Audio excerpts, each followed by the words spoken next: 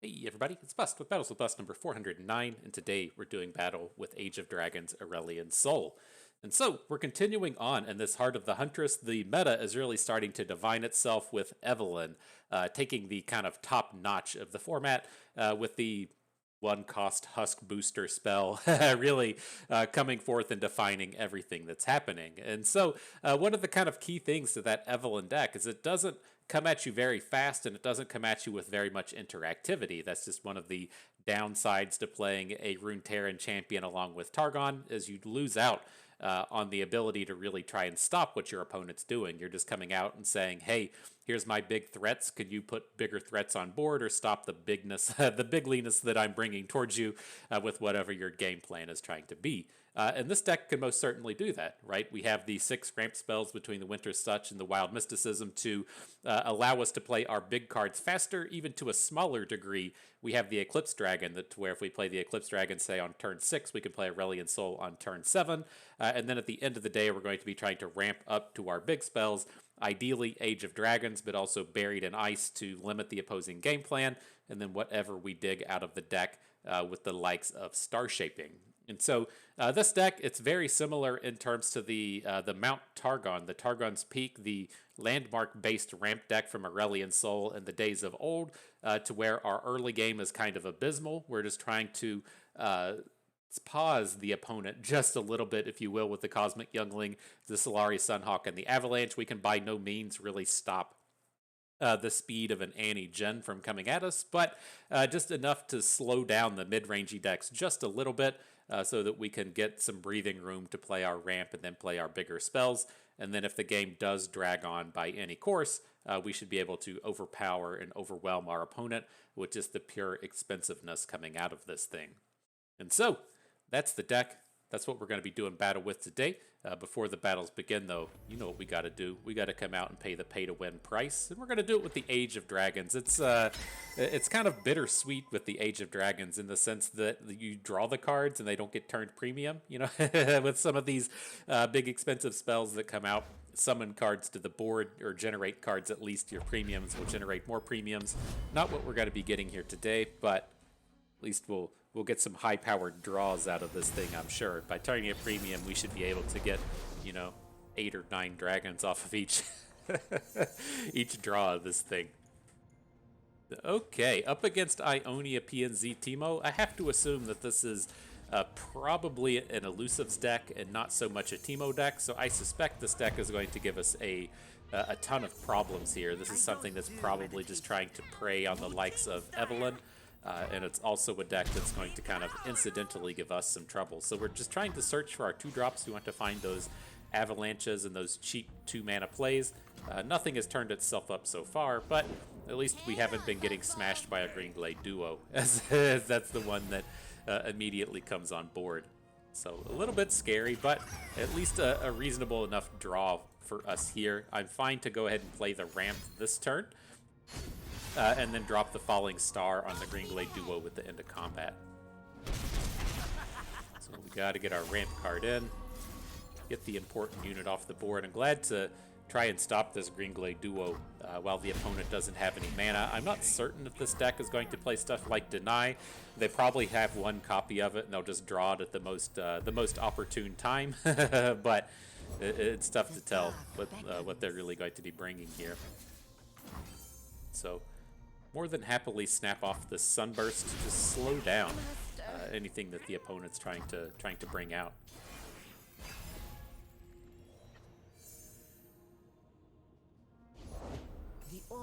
Alright, a bit of a bummer of a turn here in terms of what we're able to actually cast. And say, hopefully the opponent just doesn't come at us with a ton of stuff. I don't really want to have to be stunning this board, especially these units just aren't very good. I'd prefer to try and just stop the big flurry of spells at the end of the game, but we do have to kind of stop to consider that opponent might have a bunch of burn in their deck, right? He's playing PNZ for some reason, and so this is a tough spot. If we are able to play Buried in Ice next turn, I think I would be okay with just taking the big bank, or with dropping the Celestial Wonder, but we're just so far away from that. We knew this one was going to be tough. We knew this was going to be painful. We haven't seen any of our 2-cost cards along the way. Oh, Cosmic Youngling coming in.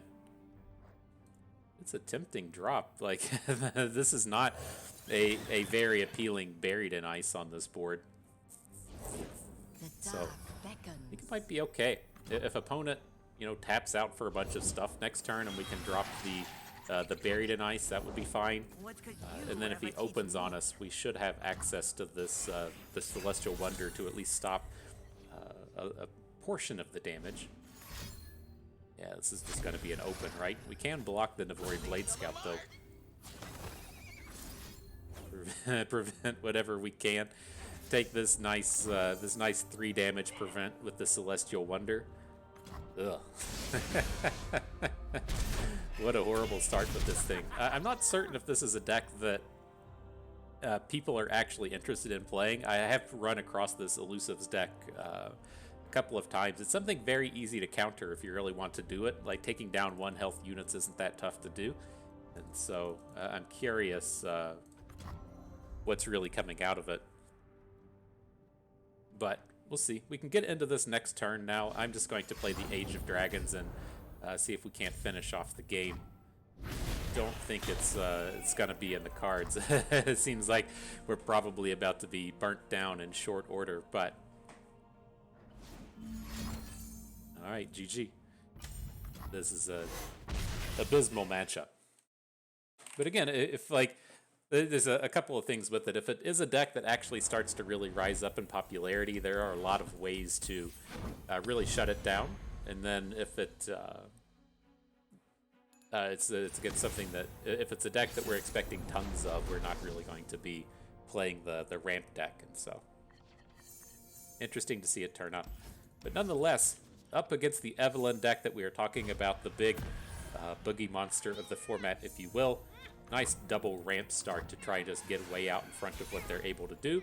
And now we should be able to assemble this turn 7 Age of the Dragons now that we have the double ramp. What you got for us? The Siren Song?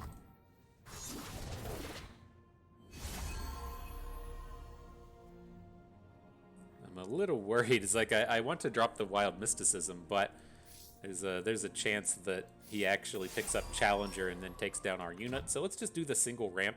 We'll have 5 mana next turn if we really want to get the Mysticism going. I was just kind of curious if we were going to be able to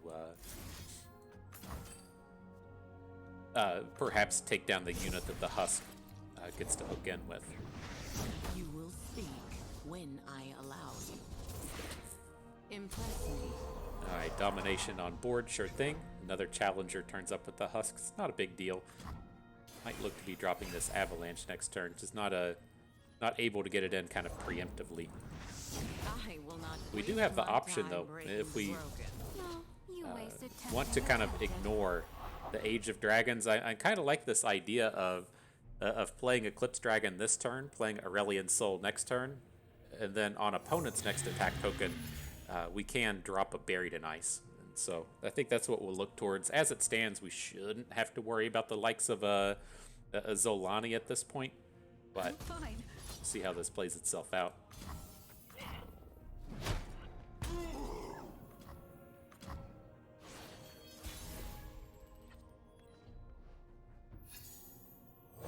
Get in there, Aurelion Soul.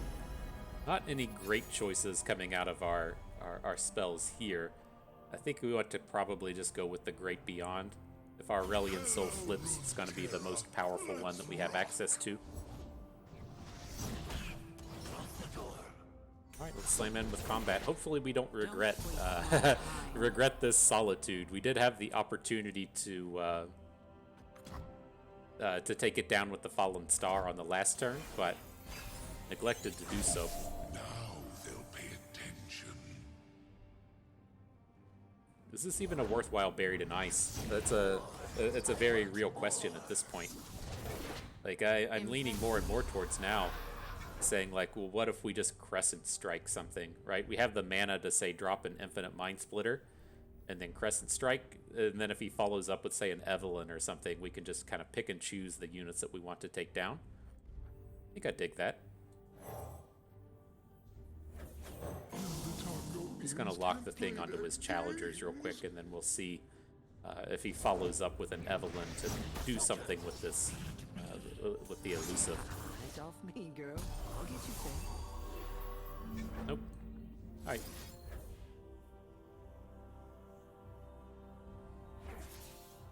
I think we feel decent here. Like, he's not going to kill us with these units on board. We have to worry a little bit about him getting to, say, if we block and he has a Blessing of Targon. It's not something I really want to get too involved with. I think we're fine if we just kind of make it out of this turn, and then we get to flip our Aurelion Soul. Gone long without justice, but keep hope alive. Okay, so he can play the physical Blessing of Targon now, but he can't hit it off of a Tellstones.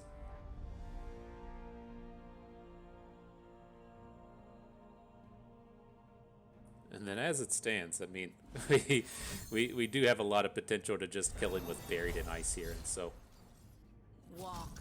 see what turns up. Interesting. Is he making a hook?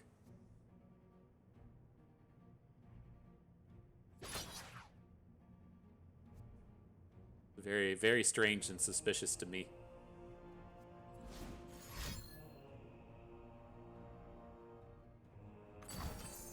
Oh, Hate Spike. That makes a bit more sense. So we wouldn't get to flip our Aurelion Soul.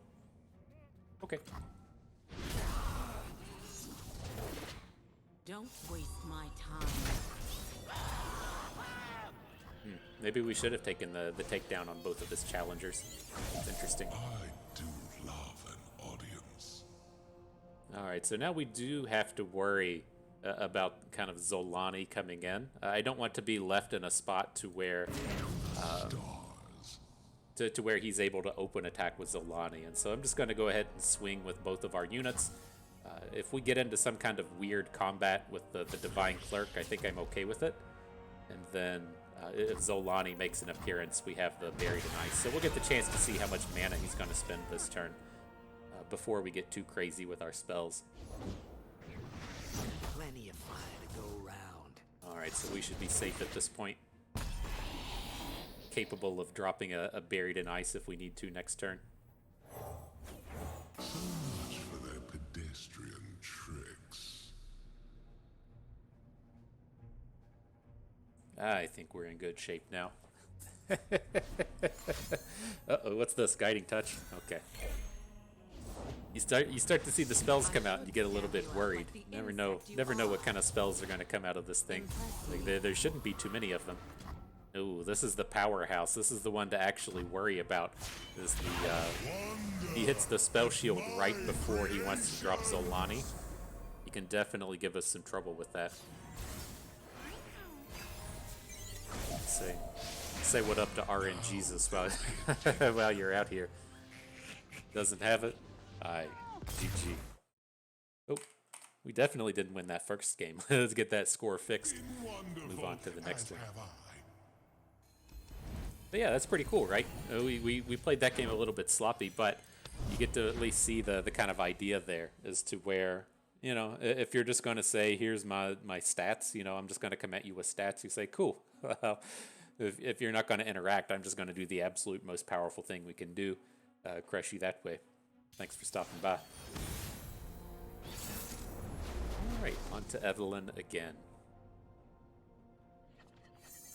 What do we got here? No ramps. Don't really want to be starting with these Sunhawks. We want to really drive home the power level of our deck. And so, pick up a ramp in the Winter's Touch. Very nice.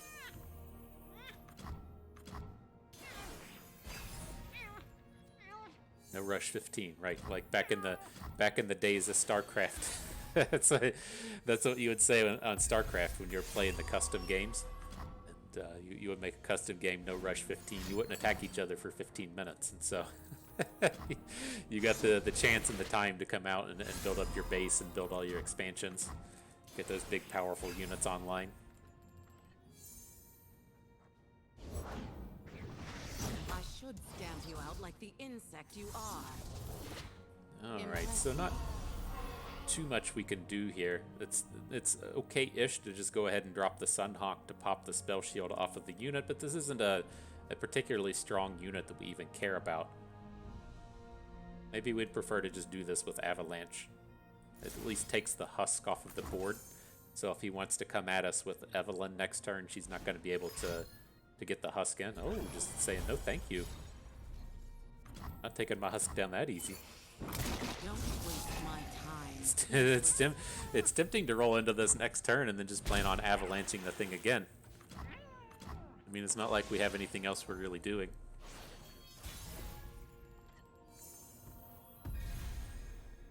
Now we've picked up the Sunburst for Evelynn.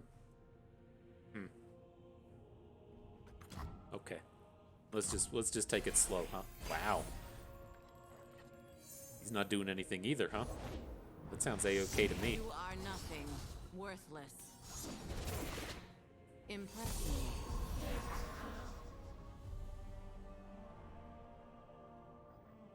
It's so hard for him to play cards that matter at this point. Like he's down to 3. Like I feel kind of okay just dropping a Sunburst. I mean, we can, I guess, like play the Suntail Hawk and play Sunburst and then not lose out on any mana. He should be able to like heal all the way through the big damage hit. I think that's okay. I said walk.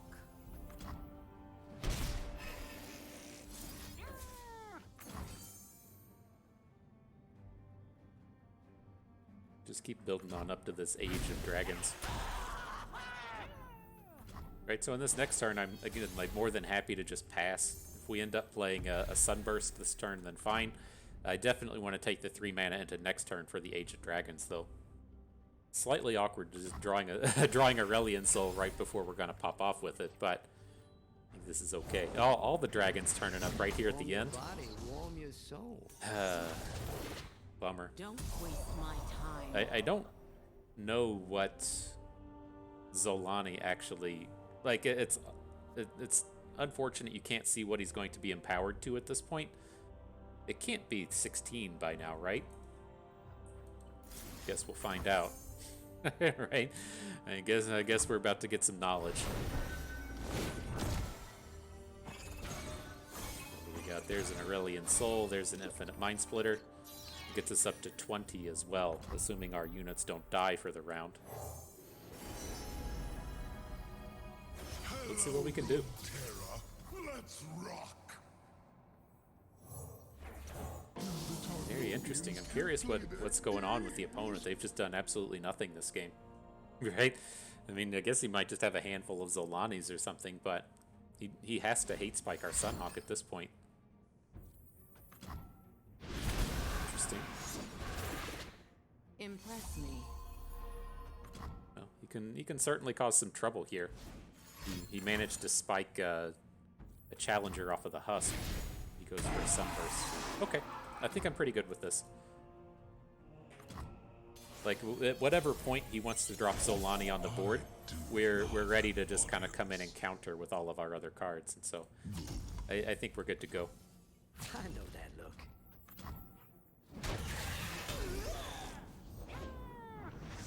You must have heard the screaming. I'm starting to get jealous. Alright, Evelynn comes on board. Wow, that's so scary when they start spawning the spell shields. You know, you get the 10% chance to hit it, and these people have been hitting it right here at the end.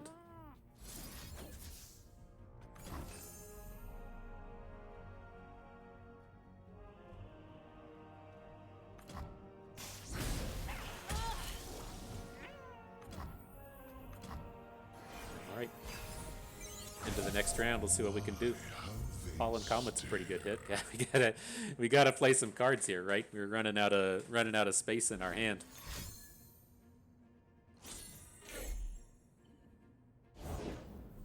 Here's Zolani.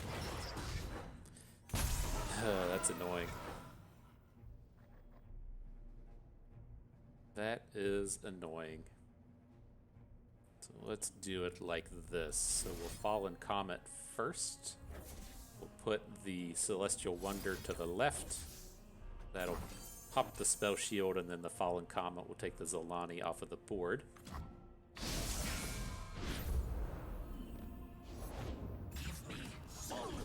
So the first one's been dealt with, right? see what else we gotta manage now. I mean, he should be fairly reasonable if we're able to just say drop the Scourge and then challenge some of his other units off of the board. A familiar face for you Runeterrans. He's got to block this stuff or he just dies, and so we'll see. They have gone long without justice, but keep hope alive. Admire me. I guard this flame. Sure. Rip Aurelion Soul. I was trying to think in my head how we would be able to actually take it down. I felt fairly safe behind the spell shields, but I think this is still okay. He doesn't have the husk on board that causes problems, and so not nearly as much for us to have to worry about. You wasted tempting the tempted.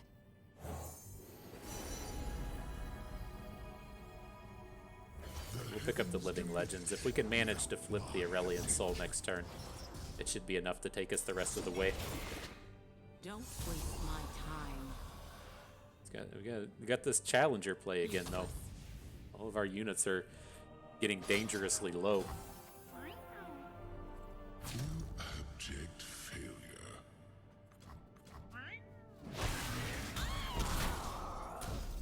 See if that hate spike comes in, or whatever the problem card is supposed to be that's going to take our Scourge off of the board, keep us from leveling up our Aurelion Soul. Nothing? Sunburst, okay.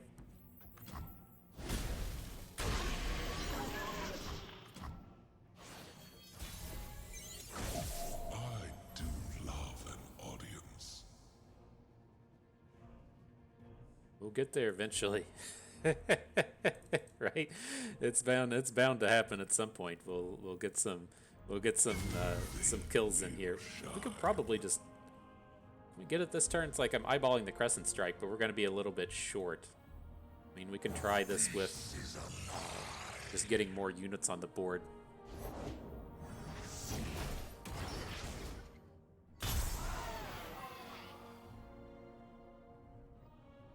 Did we take this too slow? I mean, that's a problem now, right? We don't have the stun to take this thing down. We have the spell shield pop, but we don't have a card for next turn. I feel like we've mangled this game horrifically. This one has gone completely wrong. All right, let's drop in the Traveler. We're not going to have the time to play two slow spells, and so that should just kind of indicate that we're done here. 17. Yeah, that one's on me. There's no way we should have gotten that far in the game and then just punted it that slowly. But I feel like as we've gotten those Aurelion Souls on board, maybe we should have. We just got too greedy with those attacks. Like I've got to get more experience with this deck, but get in that space to where there's no real reason to attack and just try and let the Aurelion Soul flip.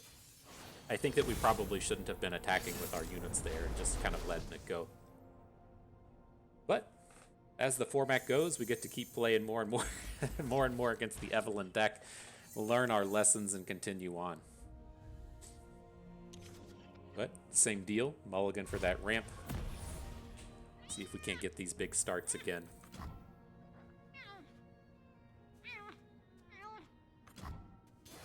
Lessons learned, lessons learned.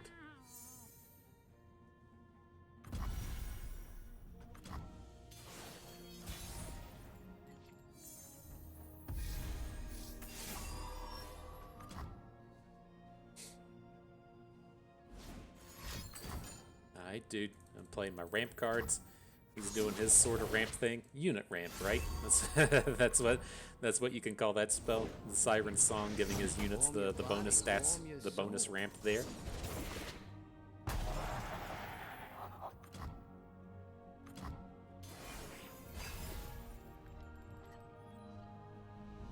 You got the touch of Winters. She's been missing you. Has she? Maybe I'll satisfy her cravings. Alright, I think we should probably just go ahead and take this Evelynn off of the board. As we go into the next turn, we can just double ramp then. So it's gonna be a while before he's able to do anything particularly scary. The thing I'm I'm wondering within that spot though, I know a is place. if we just like take the damage, because that's gonna put +5 onto Zolani since we killed off the. No, she won't have the bonus stats there. I was gonna say it's much more beneficial to kill her off when she has 0 or 1 health, but with that silence being on board, she shouldn't have any of those stats.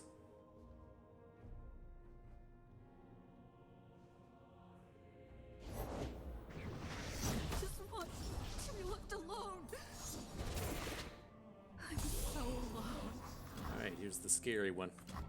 The spell shield came through. But it's not going to be able to lethal this turn. Too far away for that kind of thing. Busy tonight.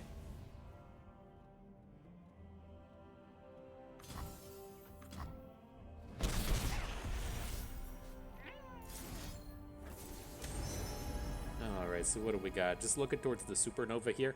Like, the thing that that kind of worries me in this space is we've got the way to, you know, kind of get all the units with the buried in ice, but we don't have the way to remove any units if they're off board, right? We can't pop the spell shields with these infinite mind splitters because we're not going to be able to play them for free. So I worry about that just a touch. Again, I really wish you could track how deep in the Zolani was at this point. What do we got? Aurelion Soul, Eclipse Dragon, Aurelion Soul, Infinite Mind Splitter. Not a bad one. Not a bad one.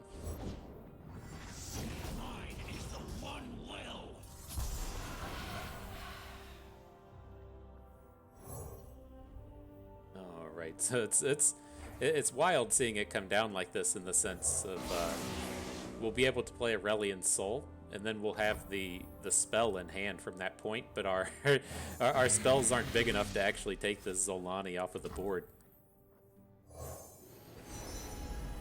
Wild. Your favorite star. I created it. But definitely want to come in and clear out these units. This will get the spell shield off of Zolani, so next turn we can try and take him down with the supernova, and then we should be hopefully good to go from there. Opponent says that's too much. GG bust. On to the next one. Ooh, that stuff's scary. That is scary. I'm curious at what point Riot expected Zolani to pop off like this. I think people have kind of, you know, figured out the answers, you know, the problems to this. I don't think that the Zolani thing is really a problem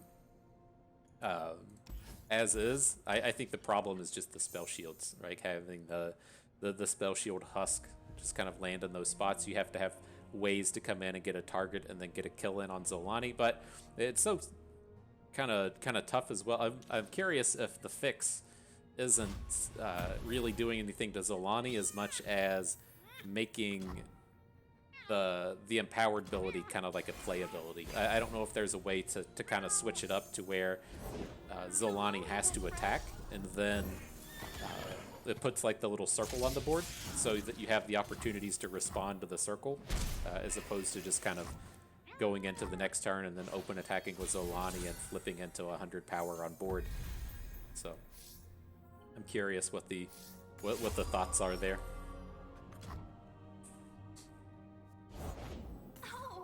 But no reason to just run in. It's interesting from Illaoi Swain. I guess it's not too surprising that they're playing Mirai Wardens defensively. It just feels awkward that he's coming at us so aggressively in this space.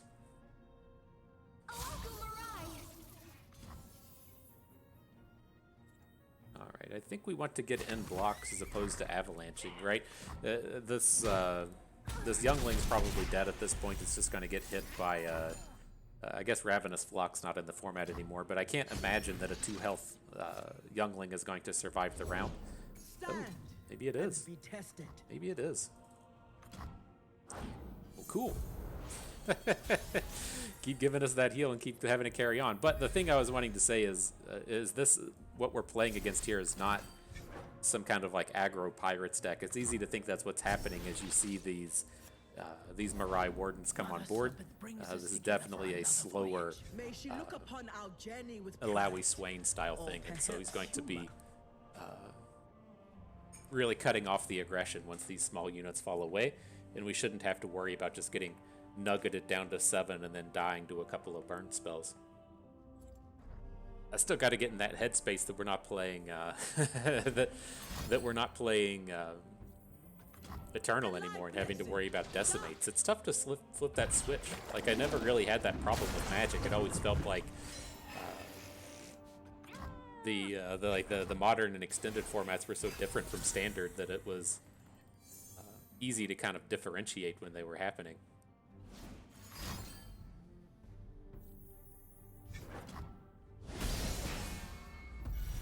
All right, let's go ahead and take our stun now.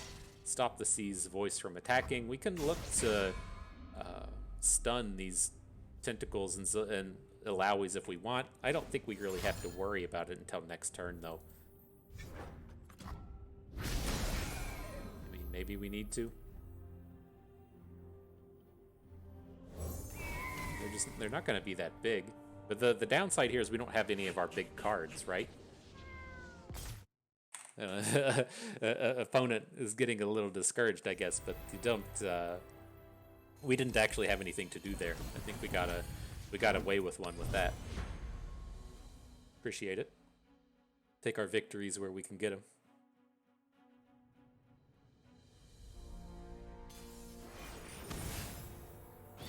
All right, this is another one. Gonna be pretty terrible, right? Samira Jinx is what I expect as we were looking towards.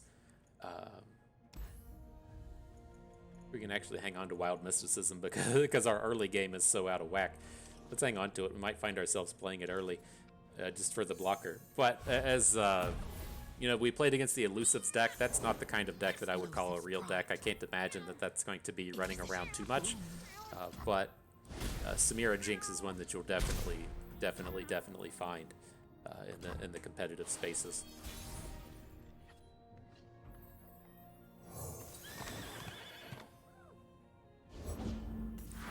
Youngling in, no attacks, of course, and then I'm curious if we're going to be able to avalanche here. I definitely like to drop it in.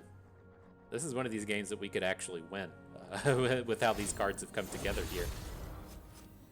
If he plays another dude and we get to avalanche this board, like, that's going to be nasty.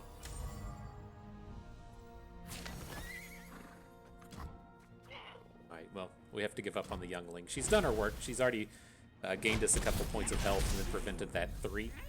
So I appreciate the work. Man, can we really just hang on to it, though? Like, this Fallen Star play seems like enough. Like, if opponent wants to play a pirouette onto this single Cosmic Youngling, I think that that's okay. Just let it come in and gain us a couple more points of health.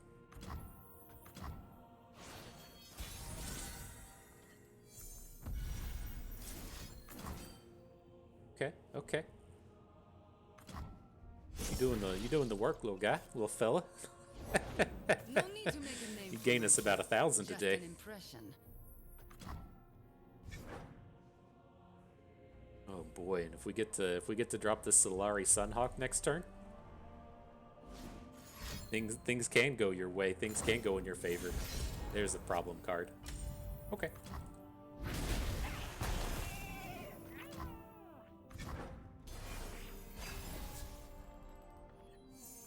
Still ready with the Avalanche, though. We got the Celestial Wonder if we want to go that path. Lots of options here. It says, uh-oh, I don't have Flare. I can't hook that unit bus.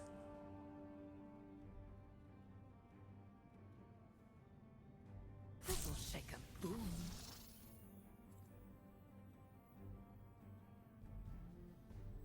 Survival through savagery!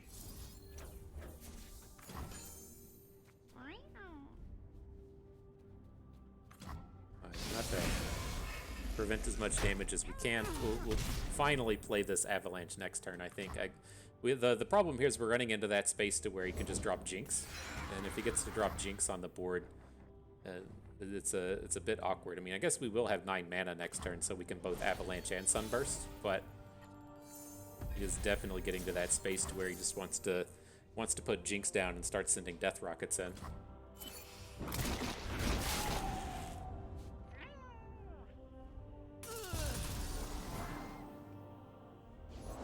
Jinx stands for Jinx. There she is. She's got to be flipping here, right? I think we're going to eat a death rocket most certainly, but like the danger comes in what his discard is here, right? If he has if that was like a blowback and he was going to be out of cards after this death rocket, I would have felt much better than him actually just physically drawing this next one. But I think this is okay. Takes us to 4.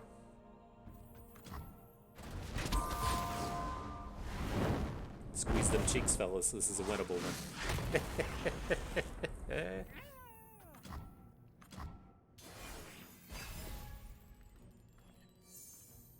Your winnable ones back in the day. Back in the day of playing the Targon's Peak deck, where you went like ramp spell, and then you played a. Did he really just draw into the secondary Jinx? That's some bullshit right there. But no, you'd have like a ramp spell into Targon's Peak into just a big card. Oh no. Oh, we got zinged with that one. Come on. I guess we didn't have a real reason to add the bird. Oh, that's savage. That's savage. I mean, this is another... It might be a better draw than the Jinx itself. Or herself. But man, taking this 3 damage is just an absolute disaster. We probably just punted this one. Like, I was like, well, we'll just have the blocker on board. There's nothing to worry about in that sense, but... so bad.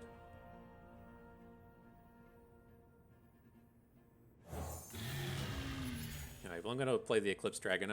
We just have to have something go right now, right? If we were at 7, we could get a little craftier with our plays, but we threw that away, and so now I kind of feel like we have to get to the point where we can attack and block and get things happening, and getting to drop the Immortal Fire on board next turn for the cheap price is not a terrible deal. Okay.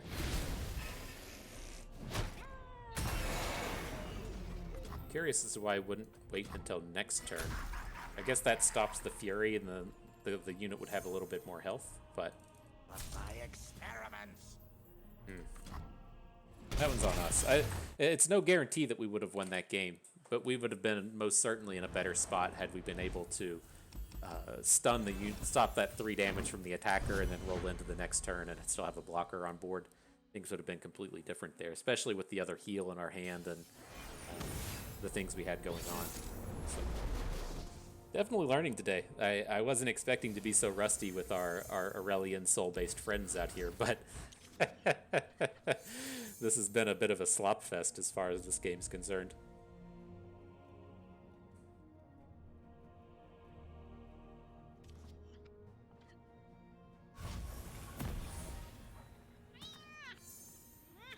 Alright, though. Gonna have that turn 1 Teemo. If he doesn't have the turn 1 Teemo, I feel incredibly good about this. If he's able to get the Teemo down and come in and start striking, then that's a problem. Managed to have it. It's a bummer. They'll never know what hit 'em. Because our answers to him are so limited in this space that if he starts getting that flipped hit in, there's nothing we can do about it. And so it's like if he misses that first one, it takes so long to get the second one going. I just feel much better about it, but make a sad noise and move on.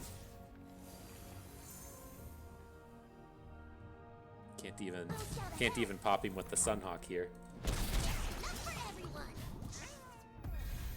But all right, Youngling on board. The ramp's about to start. Vandal Scout troop leader at your service. Well, See if we can't get you're the big certainly boys the down this fuzziest game. partner I've worked with. So what do we got? The interactivity is eluding us. Keep on ramping. He says, "Look at this. I got the aggro squad coming in this game." the pup's coming in strong. Let's see. He's gonna get a flipped Teemo hit in. I think that we have to just take this and then try and clean everything up with the avalanche. Like, preventing the 2 points of damage doesn't really matter. It's this, the puff caps are what actually matter at this point.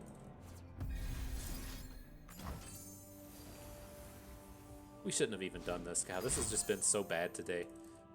We should have just played the Eclipse. Well, I don't know. There's an argument to playing the Eclipse Dragon into Aurelion Soul. We'd have Aurelion Soul down next turn, but he wouldn't be big enough to flip. I think we probably do have to Avalanche there. But only at about a damage a turn as far as the puff cap damage is coming in. So we have a bit of time before we have to start shaping. Ooh, interesting.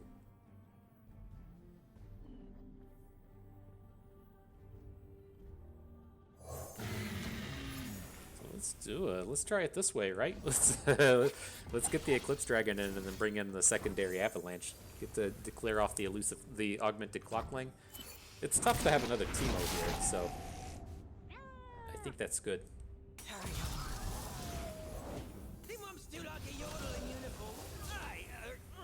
Absolutely, just get that nonsense out of here. If he's going to be dropping Mystic shots on the Eclipse Dragon instead of our face, I feel like that's a win for the round.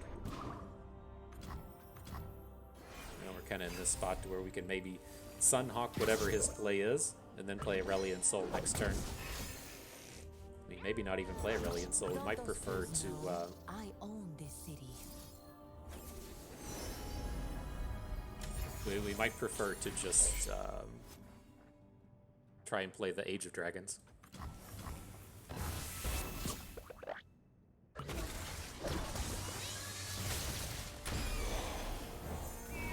Alright, not a bad round for the opponent, that's for certain. Now, who wants to come in and draw 9 cards next turn? Anybody interested in drawing 9? Maybe the Age of Dragons isn't as good against Teemo as I expected. Somebody wants to see it. Somebody wants to know we got it.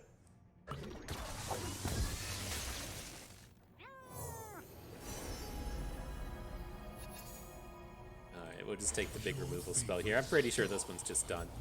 That was too much to overcome in the early game, but should have just played the Age of Dragons for the memes, right? I was trying to think back to, it's like another one where I was thinking back to the days of the other ramp deck, and just playing Field of Rush was never this scary, but playing a draw 9 against Teemo, should have just done it for the memes, right? Should have just done it for the memes. All right, let's get into this last battle. Get this slop fest out of here. Call it a day. Everybody's wondering why they even bother tuning into the old Bust channel.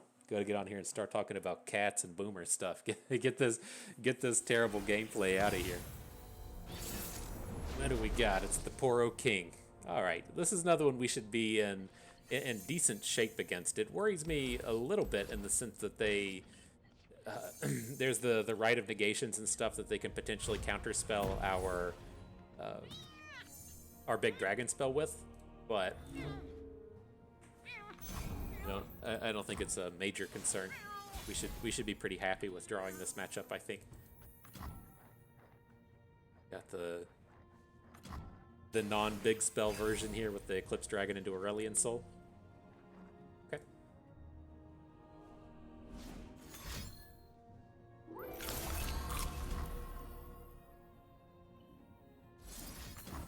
Alright, well, I was going to go with... I wanted to see if he played a unit first. Like, if he plays a unit, and then we go with the Cosmic Youngling Winter's Touch, that's probably going to give us a little bit more heal.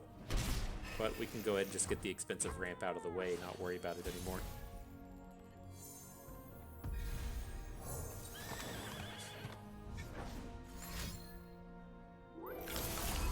Alright, nom nom, dude. We'll play our ramp. Now we'll go just straight into the Eclipse Dragon Aurelion Soul Lake. I don't think there's anything we're particularly worried about. This is going to be his Poro King turn. But...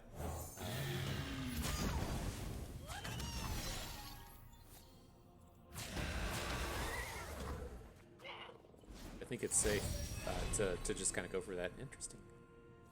I'm not really certain the tricks to worry about here. It's like I wasn't worried about another Poro snacks because he's already played the one. It's hard to have a second one, but was curious if there was going to be something else, and Scrying Sands is fine.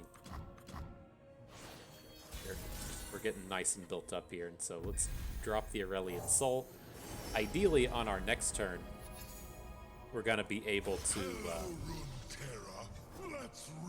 bank up a couple of points of mana so that we can do the Age of the Dragons 2 turns from now.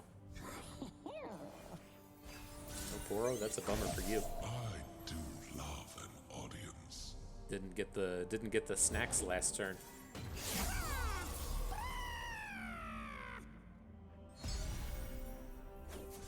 Did we just completely not attack with Aurelion Soul last turn?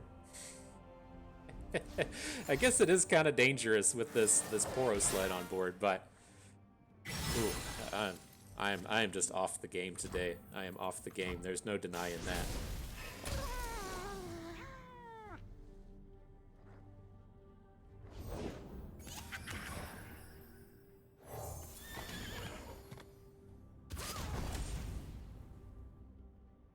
Alright, who you gonna hook, my friend?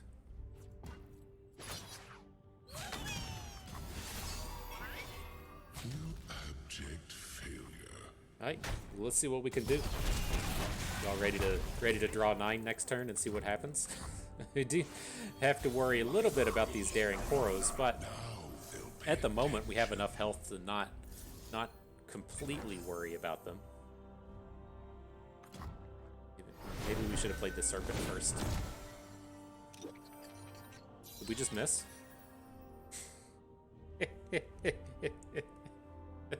I don't know what the chances are of just completely missing on your draw 9, but oh, I mean that's the way the cookie is crumbled today. I'm afraid. It's wild. It's completely whiffing.